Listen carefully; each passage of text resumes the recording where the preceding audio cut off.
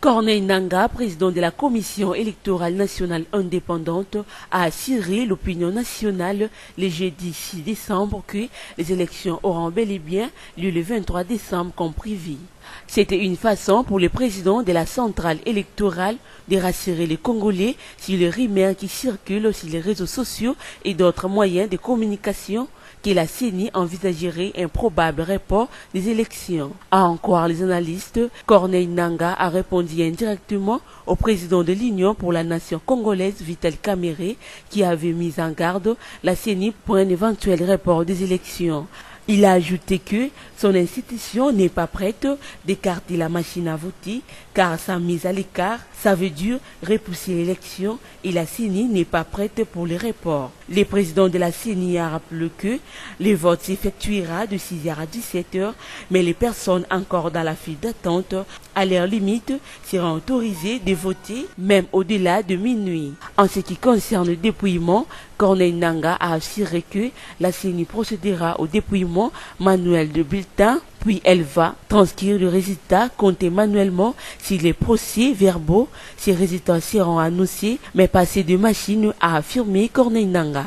Enfin, le président de la CENI a déclaré que les premières tendances seront données le 25 décembre 2018 dans la soirée. D'après le président de la Commission électorale nationale indépendante, qui a échangé le jeudi 6 décembre avec des journalistes, à ce jour, depuis la publication par la Cour constitutionnelle des listes définitives des candidats à la députation nationale et provinciale, et même peu avant, il y a eu une vingtaine de morts parmi les candidats. Conformément à la loi électorale, la CENI procède à leur remplacement à la diligence de leur parti ou regroupement politique, a déclaré Corneille Nangaa. Pour le président de la CENI, cela se fait plus facilement grâce à la machine à voter qui permet de substituer un nom et une nouvelle photo du remplaçant plus facilement.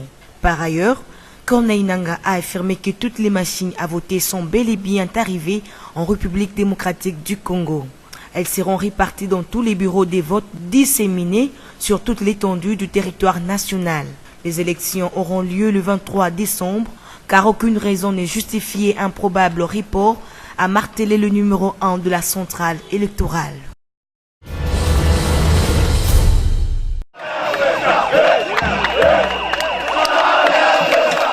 Accueilli en roi, Charles Lutadila Diavena, candidat numéro 8 à la présidentielle du 23 décembre et héritier de la lignée royale d'Nzala Mpanzu, foule de nouveau les sols de la République démocratique du Congo par l'aéroport international d'Ndjili. Je suis content que vous soyez là aujourd'hui pour m'accueillir. Dénombré des représentants de cellules de Congolais, sensibilisés à son message et touchés par sa présence, étaient présents pour accueillir leur candidat président et espoir d'un Congo nouveau.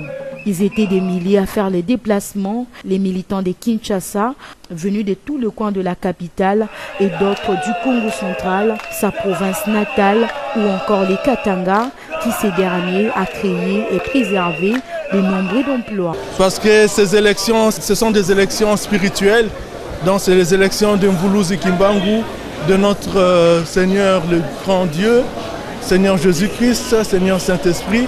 Donc le Congo, aujourd'hui, nous devons tous travailler ensemble, être ensemble pour construire un Congo nouveau. L'heure a sonné. Alors j'étais à l'extérieur, en Suisse, en Europe, pour parler du Congo, parler de notre pays, qu'est-ce que nous pouvons faire ensemble pour ce beau pays, comment est-ce que nous devons travailler avec nos partenaires. Parce que ça fait un bon moment, ça fait maintenant plus ou moins 500 ans que nous tournons en rond avec nos partenaires. Donc c'est le moment, l'heure est venue que nos partenaires comprennent que nous voulons que les choses changent.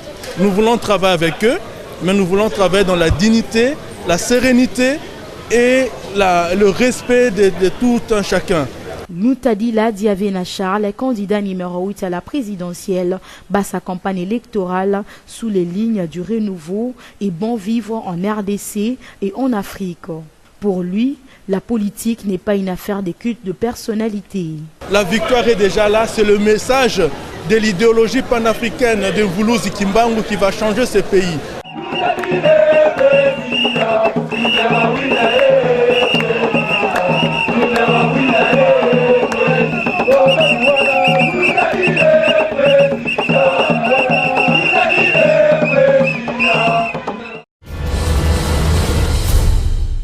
Désigné prix Nobel de la paix en octobre 2018, c'est le lundi 10 décembre à Oslo, en Norvège, que Dr Denis Mukwege et la jeune yézidi Nadia Mourad recevront cette récompense. Afin d'honorer l'homme qui répare les femmes, de grands panneaux et des écrans géants vidéo seront présents à travers les 4 coins de la ville de Kinshasa. 850 Congolais font déjà les déplacements vers Oslo afin de commémorer le docteur Mukwege. À cet effet, il sera organisé un gala le soir du 10 décembre. À Kinshasa, des écrans géants sont prévus au rond-point Victoire, à l'Upen, à Kintambo Magasin et à l'esplanade boulevard du 30 juin afin d'honorer celui qui non seulement traite, mais redonne l'espoir aux femmes. Dans l'exercice de son métier, Dr Mukwege et son équipe ont soigné plus de 50 000 femmes, la plupart victimes des pires violences. Un véritable champ de bataille au Congo. Le docteur Denis Mukwege compare ces femmes à sa mère, sa sœur, ses filles ou sa propre femme. Il en appelle ainsi à une volonté politique pour mettre ces violeurs hors d'état de nuire. Sur 21 candidats présidents de la République, 3 parmi eux sont visibles sur terrain. Emmanuel Ramazani Shadari, candidat du Front commun pour le Congo, était le tout premier à être sur terrain au Grand Katanga, ensuite le Grand Équateur. Le candidat numéro 13 a tenu des meetings à Gbadolit, Gemena, Lissala, Bumba, Bwende et à Mandaka, où il a promis de lutter contre la corruption, l'impunité et de continuer les œuvres du président Kabila en réhabilitant les routes et construire un aéroport à Bumba. L'autre candidat, c'est Félix Tshisekedi du Cap sur le changement. Après le camp Luka à Kinshasa, le président de l'UDPS et son directeur de campagne Vital Kamerhe se sont rendus le mardi 4 décembre à Goma et ce jeudi 6 décembre, ils sont dans les fiefs de Vital Kamerhe, Bukavu, dans le sud Kivu. Félix Tshisekedi, candidat numéro 20, a promis de rétablir la paix à l'est du pays s'il est élu président de la République. Le troisième candidat président de la République, c'est celui de la coalition Lamuka, Martin Fayulu. Ce dernier a choisi la ville de Beni pour démarrer sa campagne électorale où il a été accueilli triomphalement par la population. Martin Fayulu a appelé aux habitants d'aller voter le 23 décembre 2018 et exiger le bulletin papier. Selon lui, s'il n'y a pas de bulletin, il n'y a pas de vote car la machine à voter est illégale. Le candidat numéro 4 a poursuivi avec sa tournée ce jeudi 6 décembre 2018 par la ville de Butembo, toujours au nord Kivu. Là encore, la population lui a réservé un accueil chaleureux. Hormis ces 3 candidats, les 18 restants n'ont pas encore donné leur programme de campagne à travers le territoire national. À Kinshasa, on peut constater les affiches et banderoles du candidat numéro 1, Jean-Floribert Mabaya, mais ce dernier a désisté en faveur de Martin Fayulu. L'autre candidat visible à Kinshasa, Gabriel Mokia, candidat numéro 16. Les candidats Vital Kamerhe et Kikei Mulumba se sont désistés en faveur de Félix Tshisekedi et ils ne peuvent plus battre campagne pour eux. Pendant cette période des campagnes pour les élections du 23 décembre, la conférence épiscopale nationale du Congo rappelle la conduite que les ecclésiastiques et les agents pastoraux doivent adopter. À cet effet, un code de conduite destiné aux ecclésiastiques et agents pastoraux a été édicté par les prélats catholiques. Aussi considéré comme une période de haute tension sociale où les adversaires politiques et leurs partisans s'affrontent parfois violemment, les prêtres sont tenus de n'y pas donner la parole aux politiciens pendant les messes, ni faire la propagande électorale d'un candidat et de n'y pas mettre les locaux de l'Église à la disposition des politiciens pour la campagne électorale. En outre, il leur est également interdit de participer activement aux activités des partis politiques et associations à caractère politique. À noter que les prélats catholiques avertissent tout en disant que quiconque irait à l'encontre de l'interdiction légitime de son autorité peut être puni d'une juste peine sans exclure la censure, tenant compte de ce que prescrit le droit. Alors que la campagne officielle pour les prochaines élections présidentielles et législatives est en cours, la représentante spéciale du secrétaire général poursuit son plaidoyer pour que les élections se tiennent comme prévu dans le cadre d'un processus crédible. À ce jour, elle a rencontré quasiment l'ensemble des candidats à la présidentielle, ainsi que d'autres acteurs clés, comme le président du Comité national du suivi de l'accord du 31 décembre 2016, Joseph Olengakoy, et le président du Conseil supérieur de l'audiovisuel et de la communication, Tito Ndombi. La période actuelle de campagne est une étape clé dans le processus électoral, au cours de laquelle les candidats ont la possibilité de présenter leur programme aux Congolaises et aux Congolais afin de leur permettre de choisir de façon documentée les hommes et les femmes qui les représenteront au niveau national et provincial dans les prochaines années. Il est en conséquence important de veiller à ce que cette campagne se déroule de façon pacifique et dans le respect des opinions de chacun. Ces derniers mois, nous avons noté avec satisfaction que le droit de manifester pacifiquement était de mieux en mieux respecté. Toutefois, il doit être garanti sur l'ensemble du territoire et pour la totalité des partis politiques. Autre point important et qui vous concerne, permettre à tous les candidats un accès équitable aux médias publics et éviter la diffusion de tout discours qui appelle à la violence et à la haine. Autant de prérequis qui permettront la tenue d'un véritable débat démocratique. La police nationale congolaise, par l'entremise de son porte-parole, le colonel Pierrot Mwanamputu, a déploré le cas de violence et d'intolérance observés depuis le lancement de la campagne électorale. Selon lui, plusieurs candidats, principalement du Front commun pour le Congo, sont victimes des actes de vandalisme dans les provinces de Nord Kivu, de la Chopo, du Haut-Katanga et du Kasaï oriental. Ces candidats sont parfois pris à partie, leurs affiches de campagne qui sont même brûlées ou arrachées. À Kisangani, les forces de l'ordre enquêtent sur les actes de vandalisme qui se sont perpétrés au bureau du FCC où des jeunes étudiants ont causé de graves blessés et commis des actions non favorables au climat politique auprès des sympathisants. Le colonel Pierrot Mwanamputu menace de sanctionner en flagrance tout acte d'intolérance politique conformément au code pénal congolais. Je suis mis à la réserve, mais pas à la retraite. En cas de besoin, on peut toujours faire appel à moi pour servir la nation. Ce sont là les déclarations de Joseph Kabila Kabange dans une interview accordée au journal belge Le Soir. Concernant les sanctions infligées aux officiels congolais, y compris les candidats du FCC par l'Union européenne, le président Kabila a déclaré que lui, il fait pleinement confiance à tous ceux qui ont été sanctionnés et surtout les officiers. Pour Joseph Kabila, c'est sanctionner, défendre l'état des droits.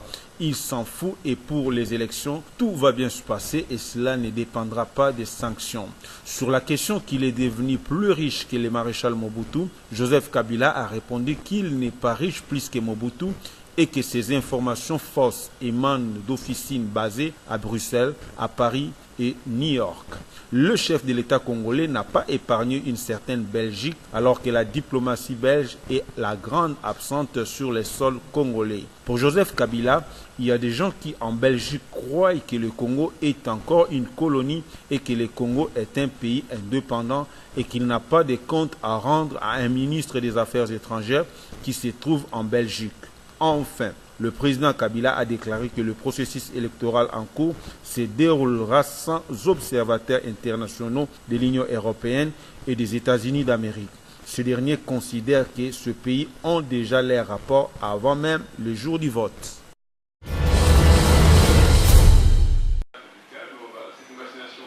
Le ministre de la Santé publique, le Dr Oli Lunga Kalinga, a tenu une conférence de presse ce jeudi 6 décembre au Salon Bleu de l'hôtel du gouvernement. La situation épidémiologique de la riposte à Virichébola au Nord Kivu, précisément à Beni, qui ne fait que s'accroître, était passée en revue. Il faudra vous habituer à avoir des nouveaux cas, mais toutes les mesures sont prises justement pour d'abord contrôler l'évolution de cette épidémie. Donc, nous sommes parvenus à la contenir à Oicha, il n'y a plus de cas, à Chomia, il n'y a plus de cas. Donc tous les piliers de la riposte qui ont été mis en place, Ce sont ça les stratégies qui permettent d'observer les résultats que nous avons aujourd'hui. C'est grâce aussi à ces stratégies que jusqu'à présent, nous n'avons pas eu de cas dans le Sud Kivu, nous n'avons pas eu de cas jusqu'à Goma, nous n'avons pas eu de cas dans les pays voisins. Justement, ce sont des résultats positifs qu'il faut mettre à l'actif de l'équipe de la riposte. Et ces résultats positifs sont liés à l'efficacité des stratégies que nous avons retenues. Le risque est toujours présent. Le risque est toujours présent d'avoir un cas dans les pays voisins ou à Goma, mais toutes les mesures sont prises pour que ce risque n'arrive pas. La vaccination a joué un grand rôle dans la prévention, c'est-à-dire que 40 493 personnes ont été vaccinées depuis le 8 août dernier, poursuit le ministre. L'épidémie est plus complexe dans la population, doit faire plus d'attention car elle s'est faite par le simple contact. Et ici aussi, pour les élections, le processus électoral, nous sommes en contact avec le président de la CENI et tout son bureau pour justement essayer d'organiser la protection des citoyens le jour des élections. Donc nous avons travaillé ensemble, nous avons identifié les sites de vaccination, les différents bureaux de vote, et donc nous travaillons ensemble pour que toutes les mesures donc, de désinfection des mains soient déployées dans tous les bureaux de vote, donc sur tous les sites le jour des élections. Enfin, le ministre a félicité son équipe de campagne de vaccination et de la riposte à virus Ebola, tout en espérant que la maladie sera éradiquée dans les jours à venir. Après une semaine de fermeture de ses portes, l'ambassade des États-Unis en République démocratique du Congo a réouvert ses portes au public le mardi 4 décembre 2018, a fait savoir la représentation de la diplomatie américaine. À en croire, l'ambassade des États-Unis travaille en parfaite harmonie avec le gouvernement de la RDC, dont la mission est de répondre positive contre toute forme de menace terroriste dans les installations américaines à Kinshasa. Après avoir qualifié de psychose inutile, une alerte donnée le dimanche 25 novembre faisant état de menaces terroristes à l'ambassade des États-Unis, le gouvernement congolais compte mettre en œuvre les solutions idoines pouvant contrer toute menace aux installations de cette représentation diplomatique. C'est la raison pour laquelle les États-Unis d'Amérique a eu à dépêcher à Kinshasa sa sous-secrétaire d'État adjointe aux affaires africaines, accompagnée du vice-premier ministre en charge des affaires étrangères, Léonard Okitundu, dans l'objectif de se faire une idée sur les dossiers. En clair, toutes les batteries sont mises en marche en vue de barrer la route à toutes les menaces terroristes n'y soient pas réalisées. Et cela est en étroite collaboration avec les autorités compétentes de ce secteur.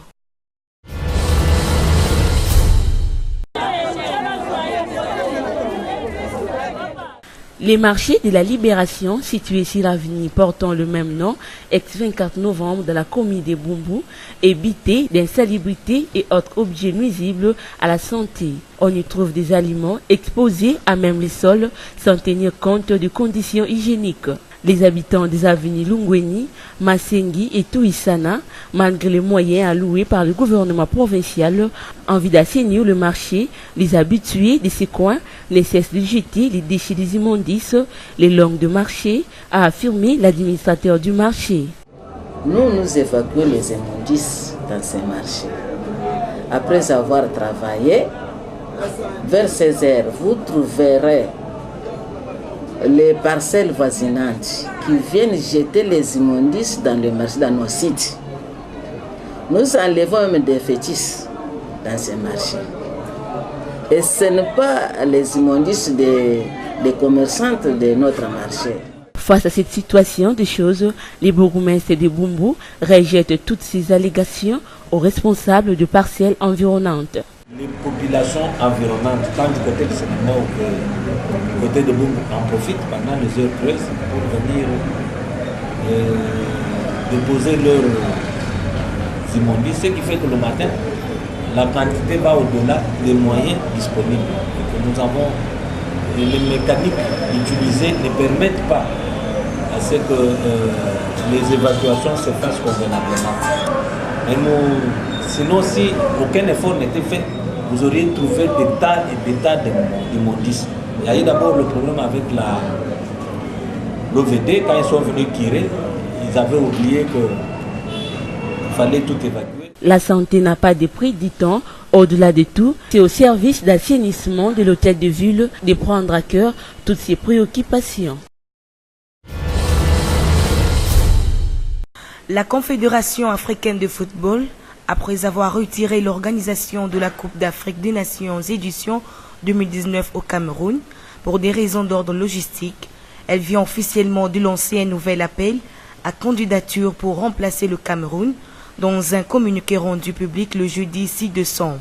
L'instance du football africain précise que les nations intéressées peuvent soumettre leur candidature d'ici le 14 décembre à minuit.